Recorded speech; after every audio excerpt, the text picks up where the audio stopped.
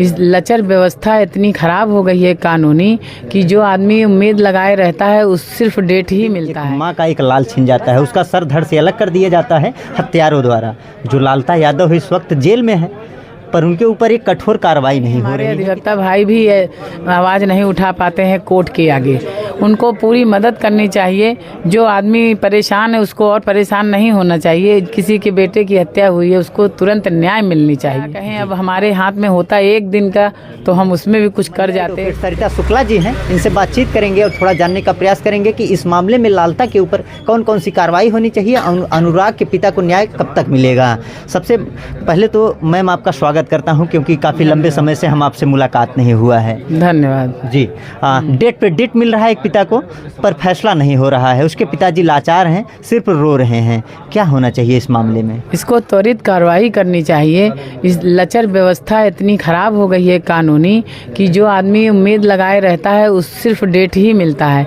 हम लोग चाह के भी कुछ काम नहीं कर पाते, क्योंकि कभी कभी तो ऐसे होता है कि जज बैठते ही नहीं है। कभी काम होने लगता है तो किसी अड़चन की वजह से काम नहीं होता है। अब ये इतनी जघन्य है अपराध, इसमें तो बिल्कुल छोड़ना ही नहीं चाहिए। इस पे डे बाय डे लगा के कार्रवाई करनी चाहिए और उसको तुरंत सजा देना चाहिए। इसमें छूट देने लायक नहीं है जी। वो और भी भविष्य में किसी और को भी प्रताड़ित कर सकता है, ऐसा नहीं है।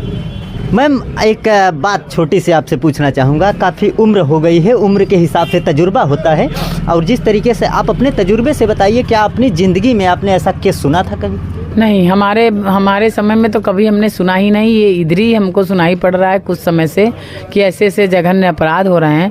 पहले तो हम सुनते थे कि शादी हो रही है, लड़की मायके से डोली में जाती है, ससुराल से अर्थी उठती है और लड़की सारी ज़िंदगी अपने पति के साथ खुशहाल रहती है। अब तो शादी का 1 साल होता नहीं है। मैंने तलाक दाखिल किया है। 22-23 में शादी हो रही है, 24 में तलाक दाखिल हो रहे हैं। तो मैं क्या समझूं कि समाज में क्या करप्शन है कि क्या है, कुछ समझ में नहीं आ रहा है। शादियाँ अच्छी नहीं हो रही हैं, क्या मामला है? हम लोग खुद ही परेशान हैं इससे कि आखिर मामला क्या है। 30 नवंबर का वो दिन, अगर हम बात करें 30 अक्टूबर का वो दिन, जिस दिन कहते हैं कि दीपावली होती है, दीपावली के दिन लोग दीप जलाते हैं, खुशियाँ मनाते हैं। उस दिन एक माँ का एक लाल छिन जाता है, उसका सर धड़ से अलग कर दिया जाता है हत्यारों द्वारा। जो लालता यादव इस वक्त जेल में है, पर उनके ऊपर एक कठोर कार्रवाई नहीं हो रही है। पिताजी लगातार न्यायालय के चक्कर काट रहे हैं। इसलिए नहीं हो रही है कि कहीं ना कहीं हमारे अधिवक्ता भाई भी आवाज़ नहीं उठा पाते हैं कोर्ट के आगे। उनको पूरी मदद करनी चाहिए।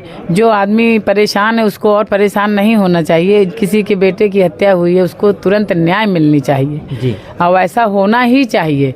लेकिन क्या कहें, अब हमारे हाथ में होता एक दिन का तो हम उसमें भी कुछ कर जाते, लेकिन हमारे एक करने से तो होता नहीं कुछ। मैं मगर ये केस आपके हाथ में होता किस तरीके से हैंडल करती? मैं उसमें एकदम एक पक्ष रख के उसको इतना सजा करवा देती कि कभी न छूटता जी। ये मेरी कोशिश होती। जिस घर से बम, ग्रेनाइड बम, तमाम हथियार, असलहा और उसके बाद तलवारें, तमाम चीज़ें बरामद होती हैं, आपत्तिजनक चीज़ें, तो क्या उस परिवार के जो लोग हैं सही साबित होंगे? नहीं, कहीं ना कहीं वो अपना रौब दिखा रहे थे, पुलिसिया रौब। कहते हैं कि कहीं ना कहीं उनको ये लग रहा था कि मैं तो पुलिस हूँ, मेरे घर में हर चीज़ होनी चाहिए। कभी भी ऐसा नहीं है। पुलिस वालों को तो और शालीनता से रहनी चाहिए। अरे इतने औजार मिलने का मतलब है कि वो मन में उनके था ये कि कोई भी मुझसे लड़ेगा तो मैं उसको खात्मा कर दूंगा, ये मन में था।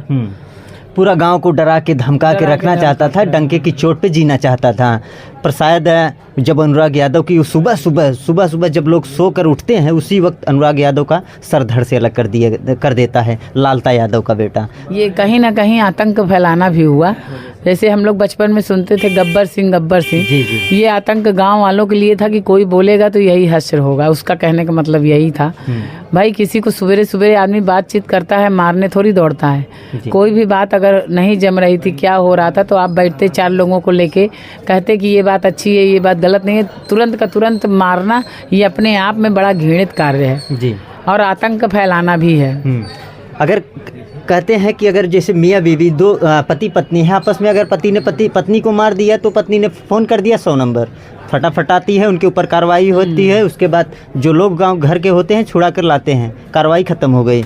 मगर जब इतना बड़ा मामला हुआ, लोग देखे हैं, वीडियो भी जारी है, ब्लड जहाँ पे काटा गया है वहाँ पे रखा हुआ है, सब कुछ साक्ष्य मिलने के बावजूद भी एक बड़ी कार्रवाई क्यों नहीं हो रही? बस इसी वजह से पता लगता है कि कहीं ना कहीं पैसा और दबाव दोनों काम आ रहे हैं।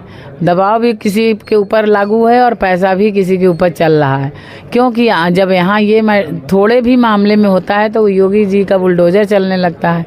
तो हम लोगों को तो आशा यही है कि न्याय होगी, लेकिन जल्दी हो, ये हम कामना करते हैं कि न्याय उसके साथ जल्दी हो। जी, जो उनका मकान बना हुआ है अवैध तरीके से, जो सरकारी ज़मीन में जो कब्जा करके मकान बनाया है, डबल महले का लहराता हुआ एक मकान है गांव में, शायद वैसा मकान किसी का नहीं है।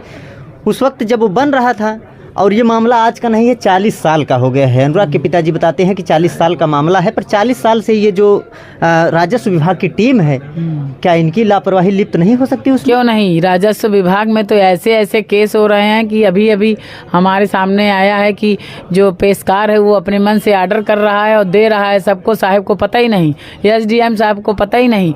ऐसा नहीं है, बहुत करप्शन फैल गया है। ये निचले स्तर से जांच करना आवश्यक हो गया है। हम तो निवेदन यही करते हैं कि हर महकमे में, हर ऑफिस में एक जांच ब्यूरो रखे और वो पता करे कि कौन क्या काम कर रहा है। गलत तो काम नहीं हो रहा है, इससे बहुत सी बातें ऐसे सामने आएंगी, गलत ना होने पाएगा जो लोगों के साथ गलत होता है। अगर योगी जी की जहां बात आती है, कहते हैं उनकी कानून व्यवस्था और उनकी जो शासन प्रशासन की व्यवस्था है बहुत चुस्त और दुरुस्त है। लोग हमेशा डर में, खौफ में ज़िंदगी जीते हैं कि हम कुछ करेंगे तो हमारे घर पे बाबा का बुलडोजर चल जाएगा, पर वो बुलडोजर कहाँ है उस घर को गिराने के लिए?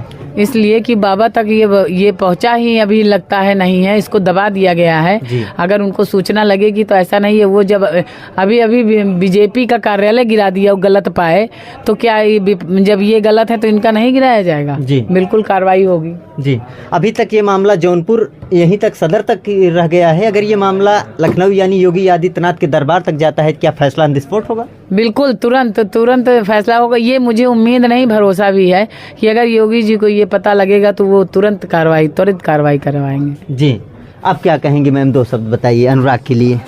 भाई अनुराग साहब तो बहुत गलत हुआ, एक गलत होता है, एक बहुत ज्यादा गलत होता है। अब उसके माँ बाप कैसे जी रहे हैं वो तो वही जानते हैं। 5 बहनों का एक ही इकलौता भाई था। वही तो कह रहे हैं, उसके माँ बाप कैसे जी रहे हैं वो तो वही जानते होंगे। हाँ, ये जरूर आश्चर्य हो रहा है कि अभी तक योगी शांत क्यों हैं। जी, या तो उनको सही सूचना न दी गई हो। हम लोगों को तो यही लगता है कि सही सूचना नहीं दी, क्योंकि योगी बाबा इतना सुन के तो शांत नहीं रहे। उनका जहाँ जहाँ वो मतलब किए हैं अपना, तो वहाँ तो तुरंत फैसला होता है।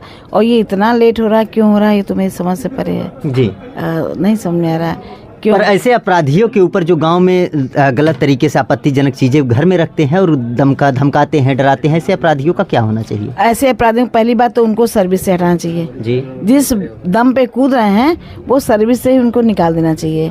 भाई आप पुलिस हो, आपको सारी कानून की जानकारी है, आपको तो गलत काम करना ही नहीं चाहिए।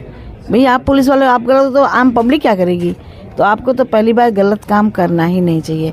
और अगर किए हैं तो जैसे एक आम पब्लिक को सजा मिलती है वैसे मिलना चाहिए। हम तो उनके पिताजी से कहेंगे कि वो जाएं योगी जी के दरबार में, उनके यहाँ जाएं, उनके यहाँ सारी सच्चाई बताएं और तब देखें कि क्या होता है। जी, क्योंकि हम लोग को योगी बाबा पे बहुत ज्यादा विश्वास है, बहुत ज्यादा विश्वास है। अगर हम बात करें जनता की, तो जनता लगातार कहीं न कहीं विश्वास रखती है हमारे सूबे के मुख्यमंत्री योगी आदित्यनाथ जी पर।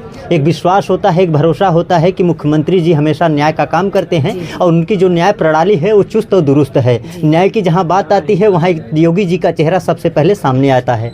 अगर हम शासन प्रशासन की बात करते हैं तो शासन प्रशासन के लोग कहीं न कहीं आता है। आप लोगों के पास तमाम मामले आते हैं कि प्रशासन ने पैसा ले लिया, प्रशासन ने पैसा खा गया। योगी जी तो पैसा नहीं लेते, योगी जी तो पैसा लेते नहीं है। देखिए आप, दुनिया जानती है कि वो पैसा नहीं लेते हैं। तो निष्पक्ष सुनवाई है।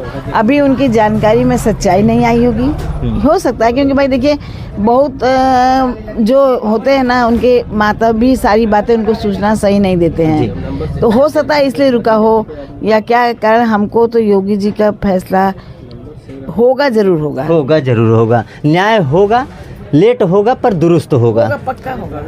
चलिए इसी बातों के साथ अपनी बाड़ी को विराम करते हैं और हमारे साथ बात करने के लिए लीगल एडवाइजर महिला अधिवक्ता संघ है। हम बातचीत कर काफ़ी अच्छा लगा। इस वीडियो को आप लोग ज़्यादा से ज़्यादा देखिए और शेयर करिए। आप लोग कमेंट बॉक्स में एक छोटी सी प्रतिक्रिया जरूर दीजिएगा। फिर आपको मिलेगा किसी और दूसरे वीडियो में, तब तक के लिए जय हिंद।